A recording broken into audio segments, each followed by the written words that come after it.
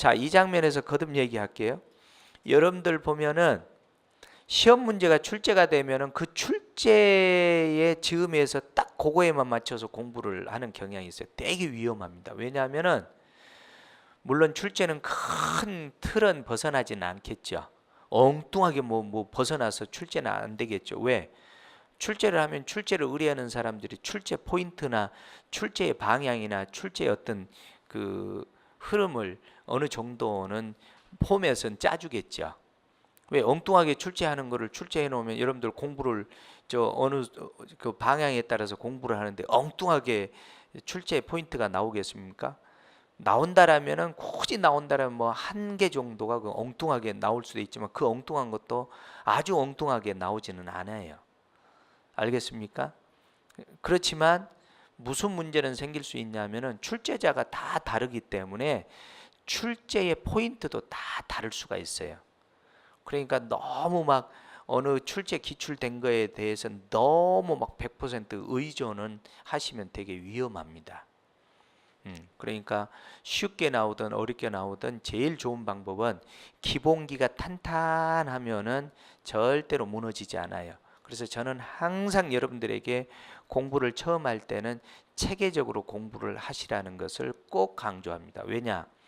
체계적으로 하면은 더 빨리 합격하고 또 체계적으로 공부하면은 나중에 이 경찰 시험은 경찰학, 형법, 형사소송법, 수사는 현직에 들어가면 아니 중앙경찰학교에 들어가면은 아니 경찰 간부 시험 공부하는 사람들은 경찰교육원에 들어가면 그대로 다시 공부합니다.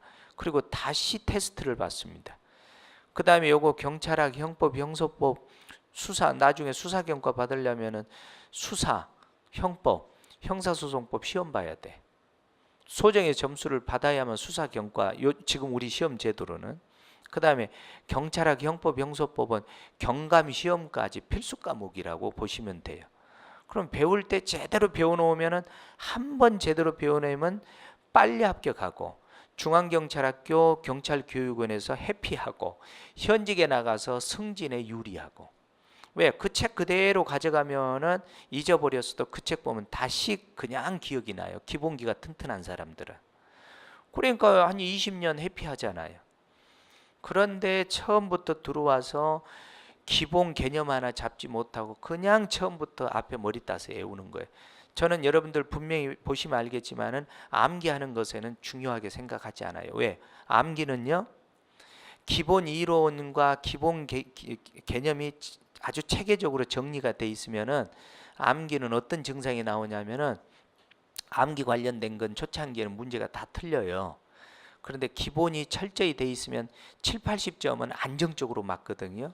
그럼 암기 때문에 두세 문제를 틀리거든요. 그래서 꼭 80점에서 85점을 맞아요. 그러면 자꾸 암기 때문에 문제가 틀려요. 그러면 그 암기가 자꾸 머리에 거슬려요. 그럼 거슬리면 자꾸 그걸 애우고 싶은 마음 플러스 스트레스를 받아요. 그럼 어느 순간 저거 애워야겠다라는 생각이 자꾸 들어요. 그때 필요에 의해서 애우시면 정확하게 탁 꽂혀서 애우게 돼 있어요. 그런데 여러분들이 공부를 반대로 한단 말이죠. 무조건 필요성이 있는지 없는지도 모르고 무조건 앞에 머리 따서 두음암기 따서 애워요. 이게 지금 5과목을 두음암기 따면 그걸 적용도 못 시켜요. 나중에 답을 보면 알아요. 이제 이게 두음암기가 나쁜 것은 아니에요. 나중에 정말로 필요한 것은 두음암기 따면 아주 좋아요. 그거는 그러니까 그게 나쁘다는 건 아니에요. 이게 필요에 의해서 두음암기는 해란 얘기예요. 이게 지금 공부 패턴이 다르잖아요. 그래서 초기의 공부는 철저하게 이해가 동반된 논리 위주로 이해 위주로 공부를 하면은 훨씬 빨라요. 시행착오도 줄어들고 그 다음에 최후로는 무슨 문제가 안 생기냐면은 어떤 문제가 출제가 돼도 그 점수 등락이 높지가 않아요. 그런 사람들은 어렵게 출제가 되든 쉽게 출제가 되든. 그런데 여러분들 공부를 너무 얇게 하고 너무 얍삽하게 하고 너무 공부를 그냥 요령을 피워서 하면은 조금만 시험 문제가 틀어져 버리거나 조금만 어렵게 나오거나 조금만 깊이 있게 나오면 손을 못 대잖아요. 그러면 막 시험 문제 어렵다고 난리가 나잖아요. 이런 점을 대비하시기 바랍니다. 지금 어려운 얘기가 아니잖아요. 되게 중요한 얘기입니다. 그래서 여러분들 시험을 봐서 시험이 떨어지잖아요. 그러면은 냉정하게 그 시험 관련해서 자가 분석을 해야 돼요. 내가 무엇 때문에 시험에 떨어졌나. 괜히 쓸데없이 뭐 선생 탓, 여러분들 선생님이나 여러분들이 대한민국에 나오는 수험서나 수험서 때문에 떨어졌다, 선생님 때문에 떨어졌다, 그거는 완전히 핑계거리예요. 왜?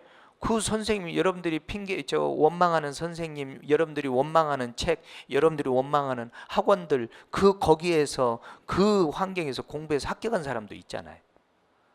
그렇죠? 그거는 핑계거리가 안 된다는 거죠. 결국은 전략 싸움이에요. 전략 싸움. 여러분들이 하기에 달려 있어요. 여러분들이 하기에 달려 있다고. 그 하기에 달려 있는 게 뭐예요? 생각의 차이. 기본기부터 탄탄히 해서 점점 암기로 넘어가는 요 차이입니다. 요거를 꼭 강조하고 싶습니다. 그래서 시험에 떨어지면은 처음부터 다시 시작하는 거예요. 뭐가 문제가 있는지 분석을 해봐야 될 거 아니에요. 이런 점에서 여러분들 그 한두 문제로 떨어지는 사람들이 계속 한두 문제로 떨어지는 경우가 바로 지금 제가 지금까지 말한 그 문제점들 때문에 떨어지는 겁니다. 항상 한두 문제로 떨어지는 이유가 있는 거 아니겠습니까? 그렇죠? 그 사람이 실력이 없어 떨어지겠어요? 전략을 잘못 짜서 떨어진 거죠. 예를 들어서 스포츠를 예를 들어보세요. 실력이 없어서 집니까? 그 상대 팀에 대한 전략을 잘못 짜서 지는 거죠. 똑같은 맥락 아니겠습니까? 그래서 명심하시고 분석을 잘 하셔야 됩니다. 자기의 약점 분석. 그게 되게 중요한 겁니다.